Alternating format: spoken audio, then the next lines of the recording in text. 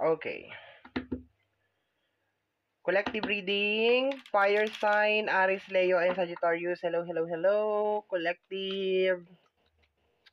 Tingnan natin anong energy, anong message ang makokollect natin today. Fire sign, the hangman. Situation. Okay, situation. Yung situation, my dear, is actually malamang hindi ka komportable, malamang hindi mo gusto, pero there's a reason kung bakit ka nandiyan dyan. Kasama niyan is the justice card. Posibleng you feel parang hindi balance ang treatment, hindi balance yung nangyayari, you don't deserve this kind of treatment, you don't deserve this kind of situation. Okay, yun na nakukuha ko dito, pero good thing yung energy ng hangman, meron kang ilaw sa yung ulo, you have the halo over here. Ayan, ibig sabihin kinakailangan mo lang tingnan yung situation, my dear, sa ibang anggulo, sa ibang direksyon, my dear. Yun na nakukuha ko over here. Nasa isang sitwasyon ka na hindi mo gusto, you feel na parang walang justice na nangyayari, hindi balance, okay, posibleng pagtrato sa'yo, sitwasyon, mga tao sa paligid mo, pero sinasabi dito, kinakailangan mong tingnan tong sitwasyon na to sa ibang anggulo, o sa ibang sitwasyon, or sa ibang pamamaraan, parang ganon. Look at the situation in a different way, parang ganon nakukuha ko dito.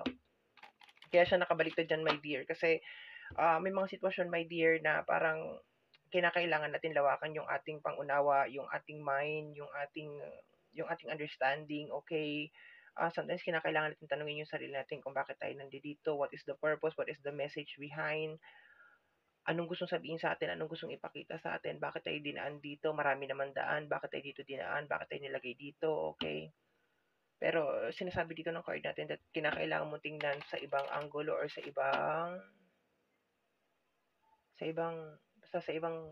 angulo. Okay? Tingnan natin. Fire sign, Aries, Leo, and Sagittarius. Fire sign, Aries, Leo, and Sagittarius. Fire sign, Aries, Leo, and Sagittarius. Fire sign, Aries, Leo, and Sagittarius. Fire sign.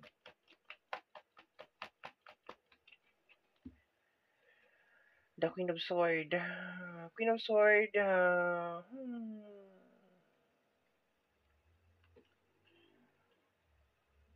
Queen of Swords. You let them. Hinayaan mo sila. Hinayaan mo silang gawin sa'yo yan. Hinayaan mo, my dear. You have the chance actually to complain.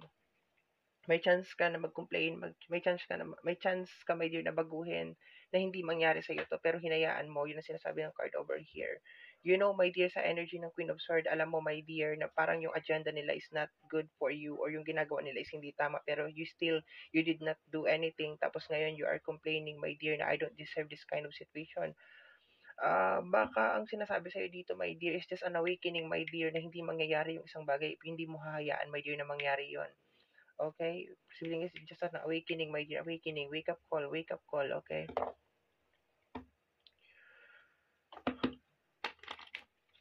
Kasi alam ni Queen of Swords alam niya, my dear, na mapupunta siya dito, alam mo na mapupunta ka dito, alam mo na merong maling nangyayari, alam mo na merong hindi tama na nangyayari, pero you just let them, hinayaan mo lang, my dear.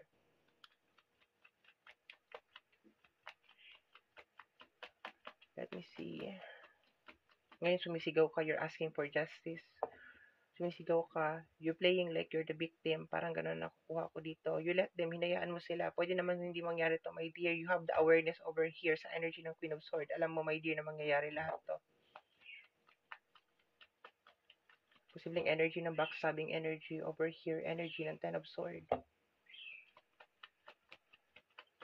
Posibleng nilagay ka sa sitwasyon na hindi maganda. Okay, posibleng pinahamak ka, pero hinayaan mo. You let them, hinayaan mo.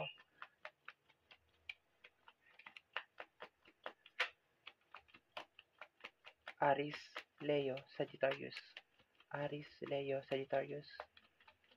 Aries, Leo, Sagittarius. We have here the Six of Cups and the Page of Cups. Playing innocent, asking help, okay, from you. Somebody's playing innocent. Somebody's playing dumb. Kunyari, hindi nila alam kung anong ginagawa nila, but they know.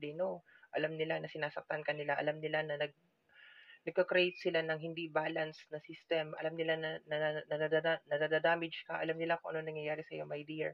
You also know it, my dear, pero hinayaan mo. Six of Cups, energy of innocent, Page of Cups, okay? Kunyari, parang ano siya, innocente yung energy, posibleng energy ng water sign, Cancer, Scorpio, and Pisces, posibleng energy ng my dear ng sword, okay, over here, kasi napakaraming sword natin over here, especially energy ng Libra. Okay,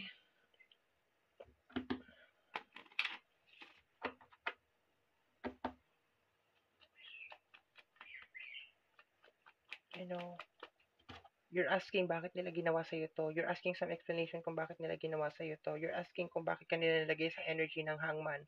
Hindi sila magpapaliwanag sa'yo. They're acting like innocent. Anong ginawa ko? Wala akong ginagawa sa'yo. They're acting innocent.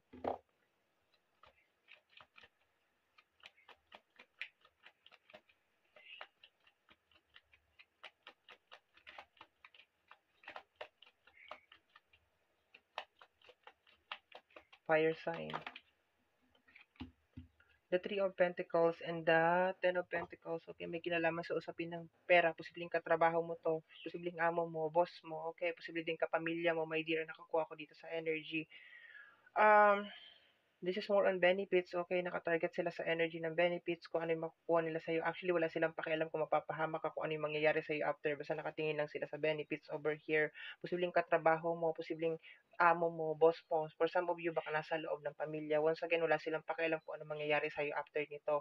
They don't feel guilt. Wala silang nakararamdaman na guilt over here. They feel innocent. Pero honestly, alam nila kung ano yung mangyayari. Alam nila na nakakasakit sila ng tao, pero masyado silang focus sa agenda nila, masyado silang focus sa kanilang gustong mangyari over here, taking advantage of you. Ang problema dito, my dear, hinayaan mo. Hindi ko alam bakit mo hinayaan. You know this, my dear, alam mo na mangyayari to, alam mo na malalagay ka sa alangan na sitwasyon, but wala kang ginawa. You don't put any boundaries.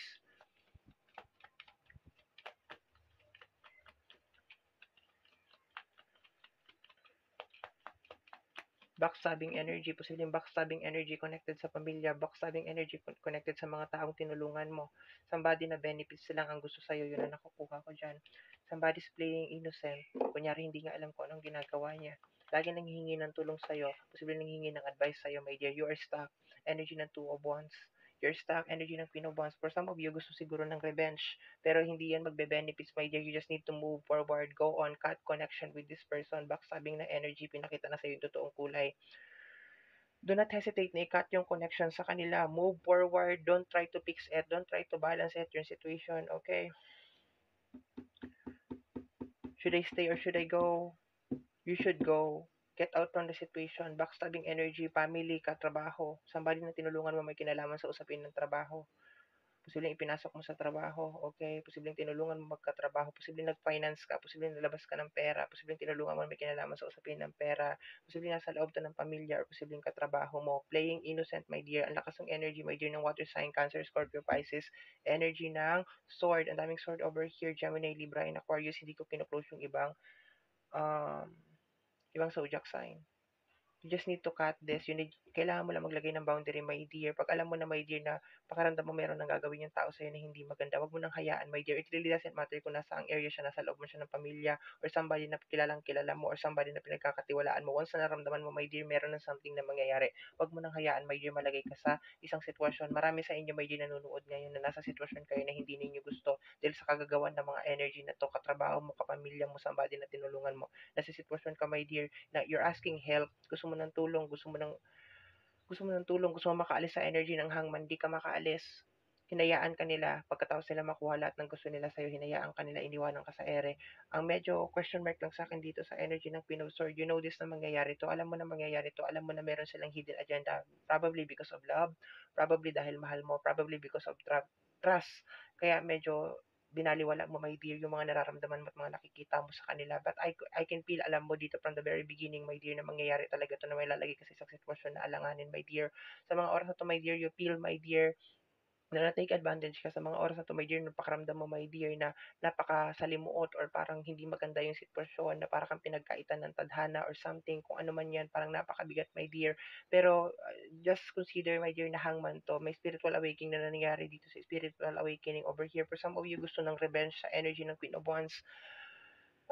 Hindi makaalis dun sa situation, paulit-ulit yung senaryo, paulit-ulit na nangyayari, posibleng paulit-ulit na kwento, paulit-ulit mo sinasabi, paulit-ulit na senaryo, hindi ka makaalis, hindi ka maka-move on, hindi ka maka-recover, hindi mo ma-digest, hindi mo ma-accept. Okay.